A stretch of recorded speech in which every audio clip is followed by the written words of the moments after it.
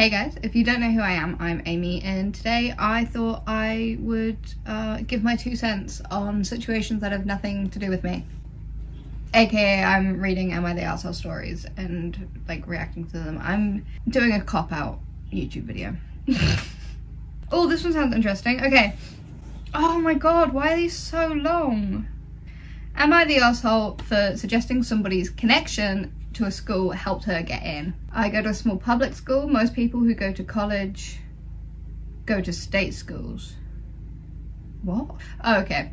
I don't know the fucking American university system whatsoever. I don't understand how it works. You've got like your Ivy Leagues and your community colleges. Can somebody tell me, is community college basically Polytech here? And then we don't have any like Ivy League schools, but then are like the other colleges like UCLA or some shit, just like our unis. Is that how it works? Is that the same shit? Is community college just like Polytech, or are they different things and am I fucking stupid? Okay. There's a girl in my class, Sam, who's pretty smart. Bitch really just outed her by name. Okay. Her family's not from here and one of her parents attended an Ivy League school where she had 2 relatives who are professors, and her other parent also attended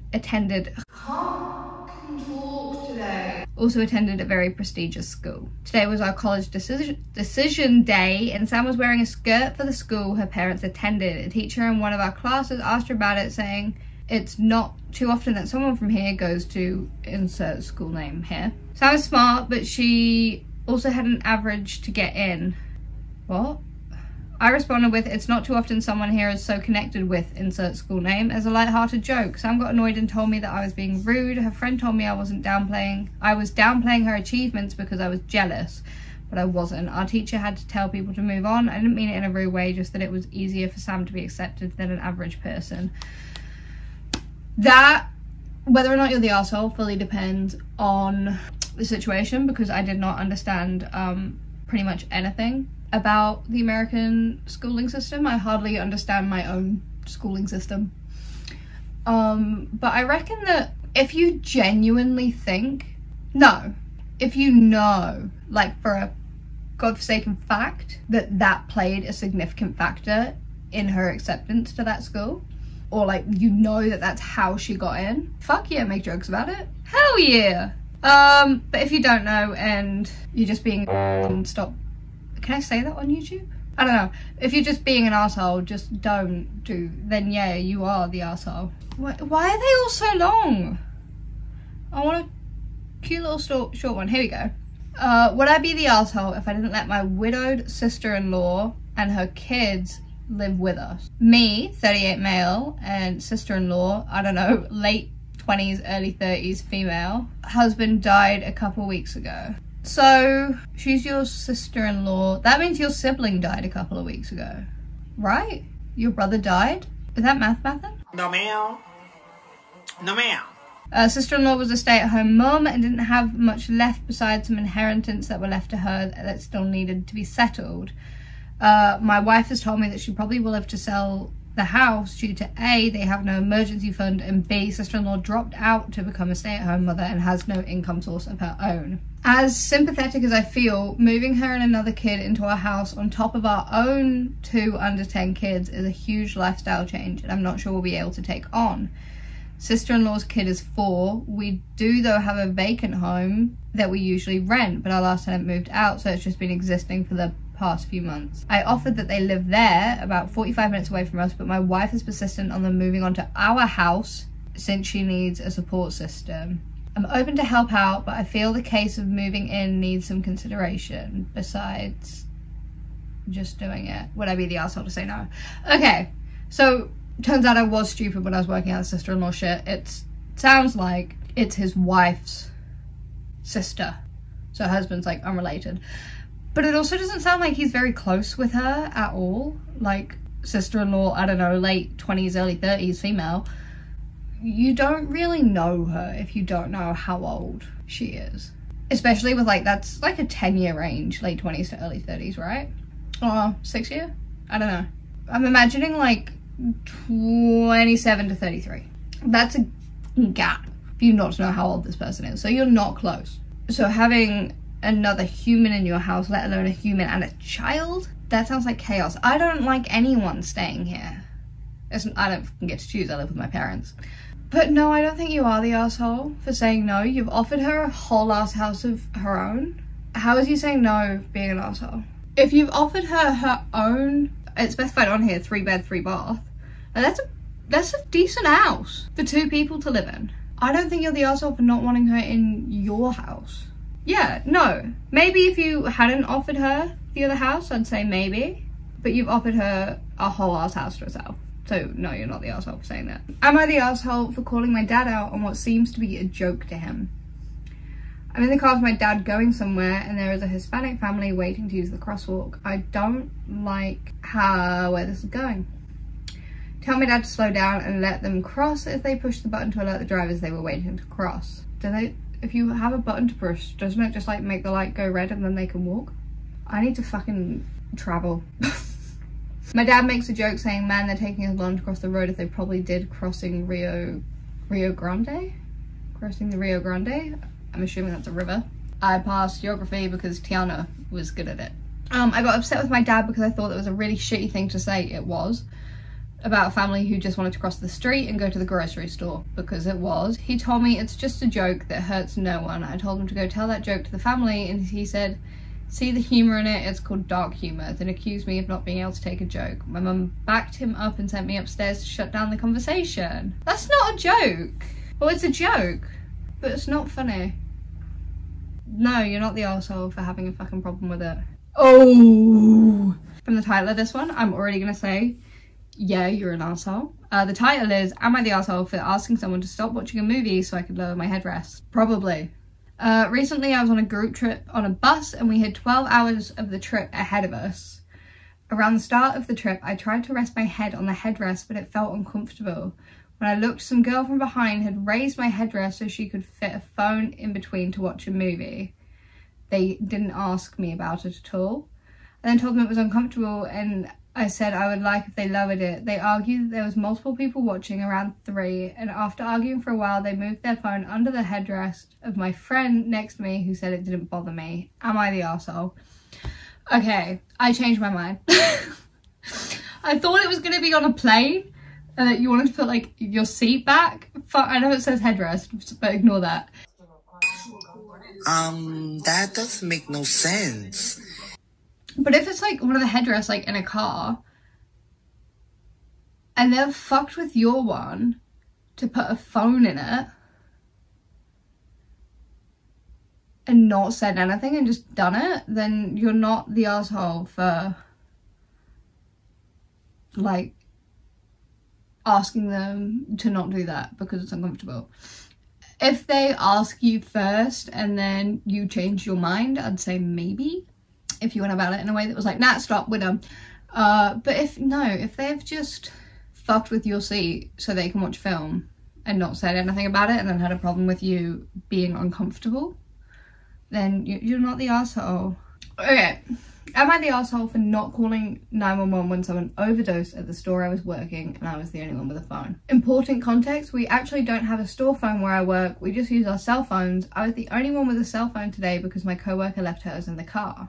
So anyways, I was at work today with my co-worker, it was just the 2 of us. My co-worker goes to use the restroom and comes back screaming, call 911, someone's overdosed in the bathroom. I say to my co-worker, okay, hang on a second. I walk over to my purse and grab the Narcan that I keep in there and go to the bathroom. I see the woman who was on the floor of the stall. I go into the stall and do a quick sternum rub. Fuck those. No response, and then I administer the Narcan. Thankfully, she responded very well to the Narcan and woke up. However, she was pissed, which I understand. Why would you be... Oh, I'm not... Oh, okay. She storms out of the bathroom and out of the store. Meanwhile, my co-worker is still screaming at me, call 911, why are you letting her walk away? She needs medical attention. I explained that 911 would have just done the exact same thing I did, only we would have to wait on them. There's also nothing else left to do. She already left the building. Now my co-worker is pissed off at me for not calling 911. I think she wants to report me to our manager for not calling 911 when there was a medical emergency. I'm so stressed about this now, I can't get it out of my head. I'm worried she's going to tell our boss what happened and my boss will side with her. She should. No matter what, even if they're fine, still call anyway, just to cover your own ass that you have called. Because like if something were to happen later after she left the store, knowing she was in the store in that state and like 911 was not called and medical attention was not sought, could land you in a good amount of shit. So I definitely think you should have called 911. The sun's also starting to go down. Fuck. Watch the lighting of this video get shit. I do definitely think you should have called 911 and not even to cover your own ass, which I guess that your intention, you'd still be an asshole a bit, but also you never know what's going to happen to a person after that state. I don't know much about it at all. I'm very unbelievably uneducated on this topic, but yeah, still just fucking call 911. So I'm editing this video now and I just wanted to interject quickly and say I'm not disagreeing with myself, but it did say that the co-worker left her phone in the car. And that's something I didn't think about until I'm rewatching it. If they work at a store, her car's probably out fucking from. Why couldn't she call 911 if she got such a problem with it? You're still an arsehole for not, but she could have. Okay, next one. Am I the arsehole for kicking someone out with nowhere to go? Recently, my 39 female family member, 40 male, got in financial trouble and needed a place to live. He has a roommate, 44 male, that was going to be homeless with no job and no money.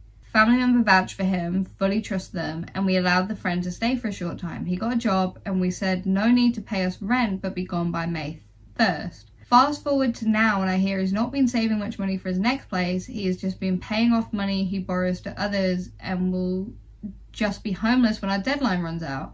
I know he's just trying to make good on old debts, but we can't keep paying for rent, electric, water, etc. indefinitely for everybody. Am I the asshole for sticking to May 1st deadline knowing he will likely live in his car? No, because you set a boundary. This is somebody that you don't know at all.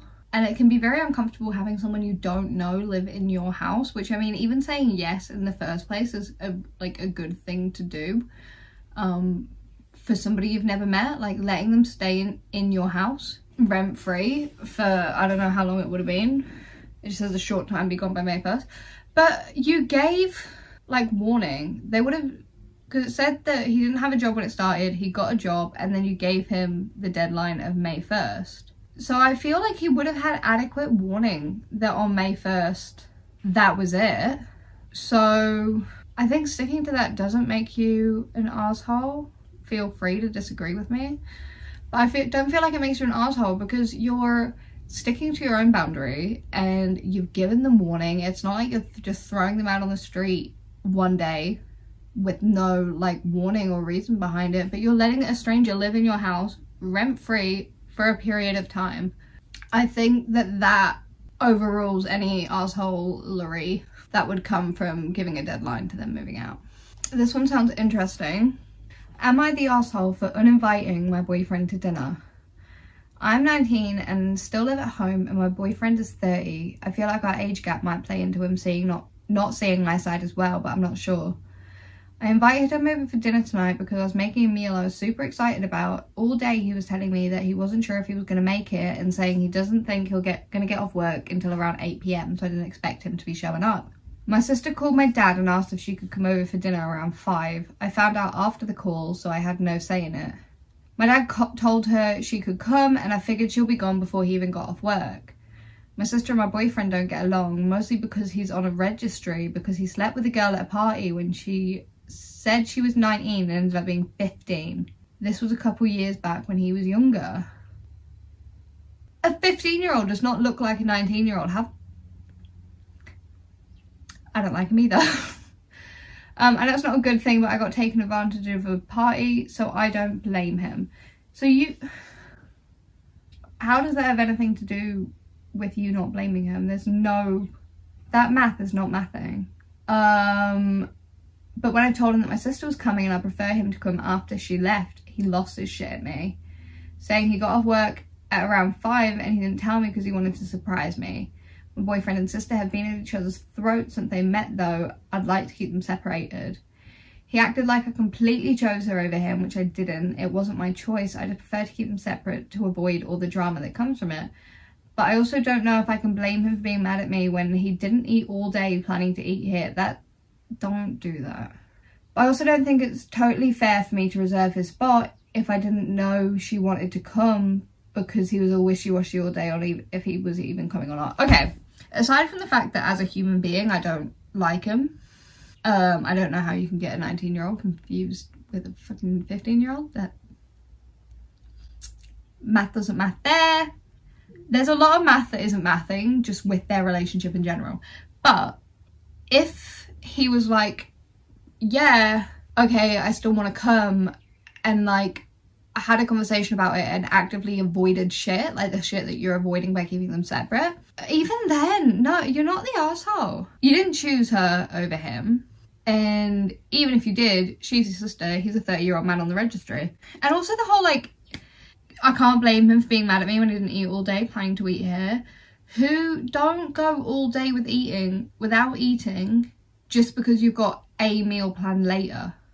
That math isn't mathing either.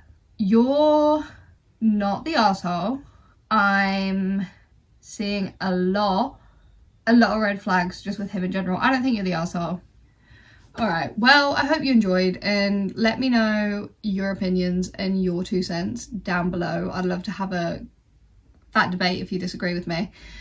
But that's it for this video. I hope you enjoyed. Let me know if you want another one, because the internet is flooded with them. And like, comment, subscribe, give me validation, all of that kind of stuff. And I will see you guys next week. Bye!